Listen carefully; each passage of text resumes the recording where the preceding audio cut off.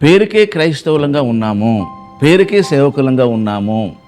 అంతేగాని దేవుని నామమును బట్టి కలిగే ఇబ్బందిని, అవమానాన్ని, శ్రమను మనము అంగీకరించని వారంగా ఉన్నాం.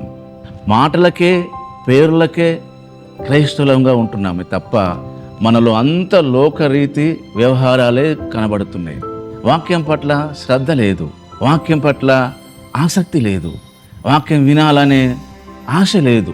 ఆ వాక్యము చెప్పే విధానంలో తప్పులు వెతకడమే తప్ప, లేదా వారికి నచ్చిన విధంగా బోధించే విధానములో లేకపోవడం వల్ల వీరికి బాధ కలుగుతుంది తప్ప, వారితో మాట్లాడుతున్న విషయాలను బట్టి నిజంగానే దేవుడు నాతో మాట్లాడుతున్నాడు, బాధలో, దుఃఖములో, భయములో ఆధారకరమైన, నిరీక్షణకు కలిగిన, మేళ్లకు ఆధారమైన వాక్యాలను మనం రిసీవ్ చేసుకుంటాం తప్ప గద్దింపును, హెచ్చరికను సరిదిద్దడం అనేది నసేమిరా ఇష్టపడని జనాంగంగా ఉంటున్నాం. ఇప్పుడు చాలా తక్కువ మంది దేవుని వాక్యం పైన, దేవుని విషయంలో ఎంతో ఇంట్రెస్ట్, ఆసక్తి ఉన్నది తప్ప మిగతా కంప్లీట్ నామకార్థ క్రైస్తత్వమే.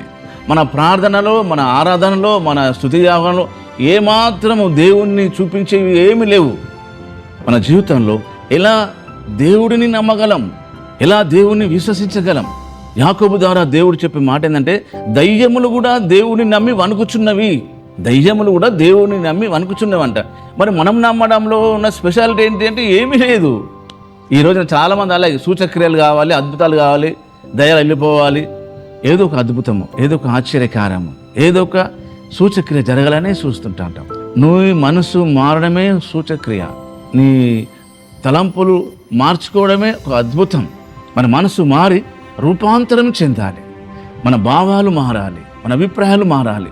అంటే మారడం అంటే దేవుని వాక్యానికి సింక్ అవ్వాలి.